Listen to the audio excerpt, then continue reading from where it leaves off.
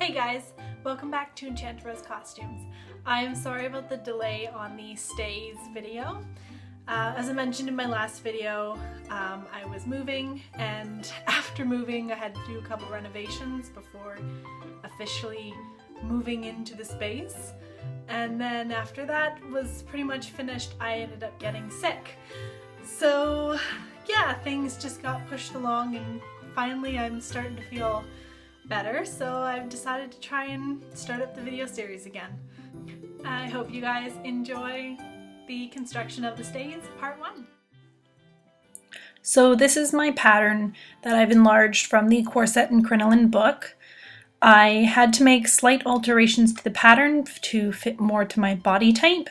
So you can see here I've added some more room to the sides of the pattern pieces and created new patterns.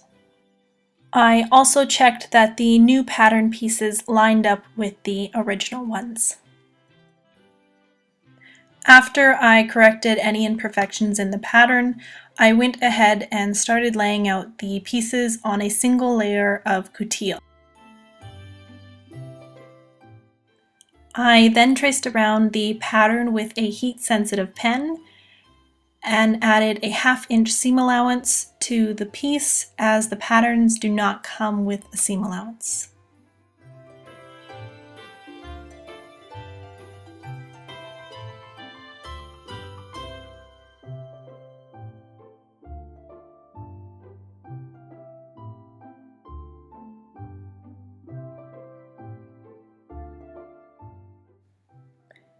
And this is all but 2 of the pieces traced out. Okay, something I should have checked before I cut is grain line. I made a rather stupid mistake. I was using this as my grain line, but what I forgot to check was the way it would be on the body. So, I have the grain line running like this, but the corset is going to be like this on the body. So when you stretch it, you'll see it'll pull ripples into the fabric. Now if the grain line was running the correct way, which would be this way, you wouldn't get those ripples when you pull on the fabric. So I luckily only have to recut the side front piece, so just 2 of those guys, and this I can just recycle for something else in the future. As you can see here, I have 3 of the 4 layers for my stays. The outer layer is the blue, the second layer is the coutil, and the third layer is the linen.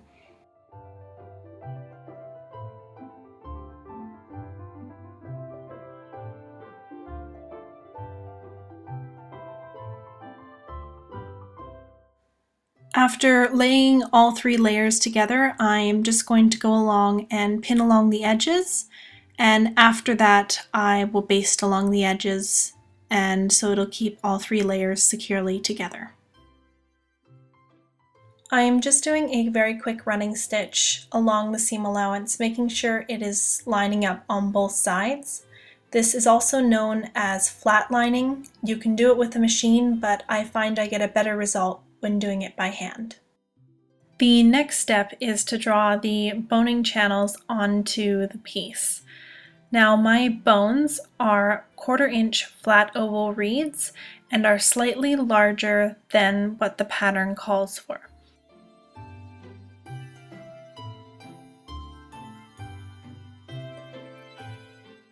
I did use the pattern as a general placement so I could get an idea of where the boning channels would go.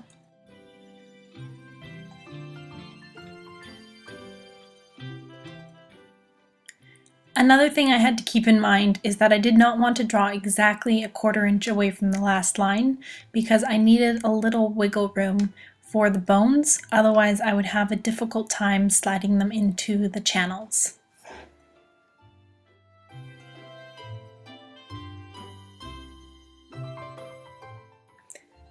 With the first center front panel complete, I then turned over the seam allowance on the second one and lined it up so I could make sure the points met up perfectly in the front.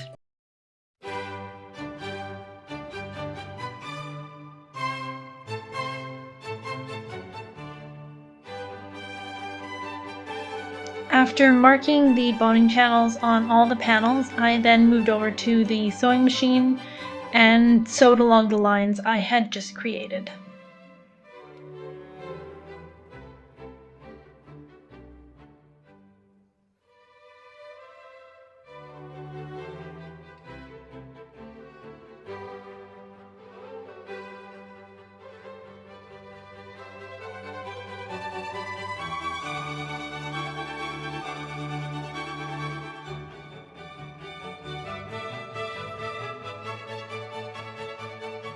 The boning of the stays was the most challenging for me so far. I had not used reed before to bone a stays or a corset, so this was a first for me. The first thing I did was, of course, measure out the boning as I went along, and I cut it on the larger side so I could sand it down to make rounded edges so it wouldn't poke through the fabric once the bones were inside. I discovered later on it was much easier to get a nice round edge if I left the sandpaper on the table.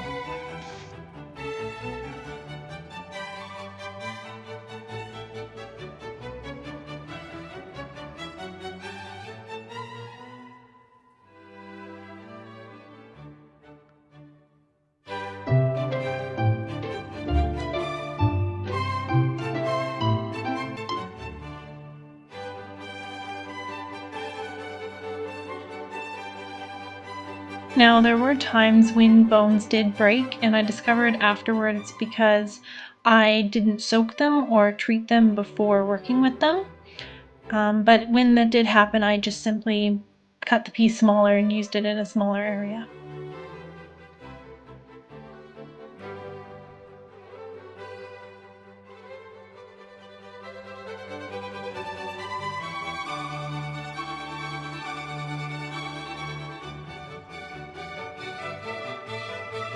And this is just showing the difference between bones that have been ironed versus bones that have not been ironed.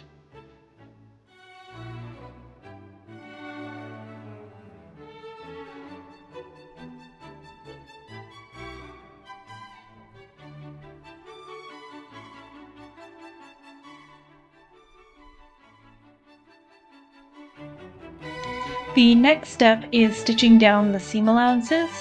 On 4 of the pieces I added facings, and the reason for this is so I can get a clean finish and it makes it easier to attach the lining and so it is not seen from the outside. These are also where I will be putting in the hand-bound eyelets.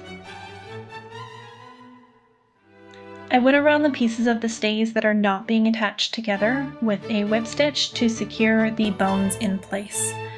These places are the tops and bottoms of the stays, around the tabs, and on the straps.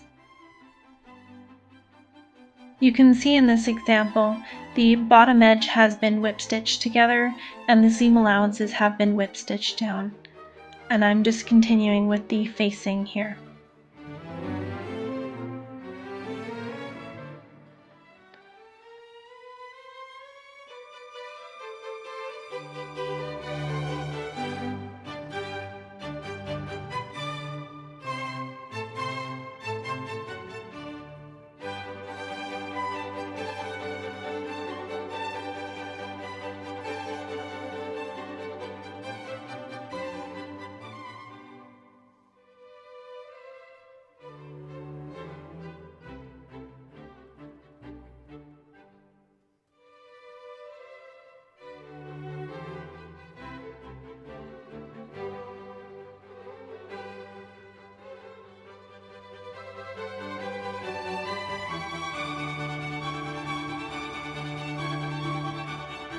I'm sewing the seam together with a very small whip stitch, and I'm using 4 threads for added strength.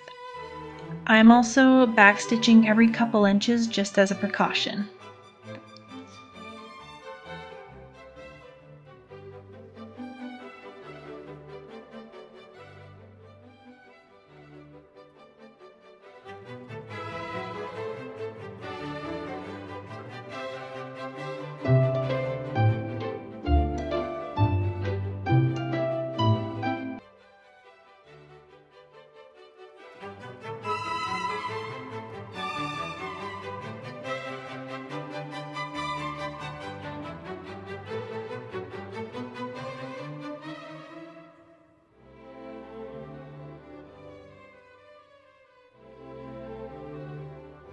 Before I attach the strap to the stays, I'm first going to attach the trim over the seam in the back.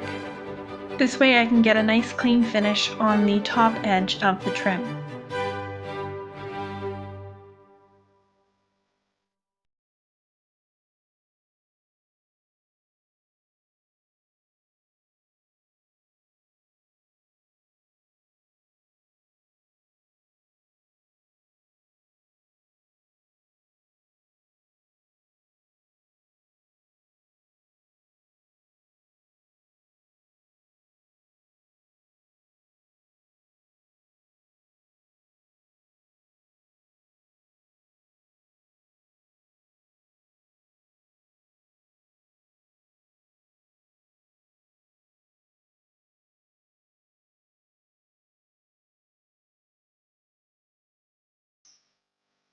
After securing the trim, I attached the strap using the same method as before.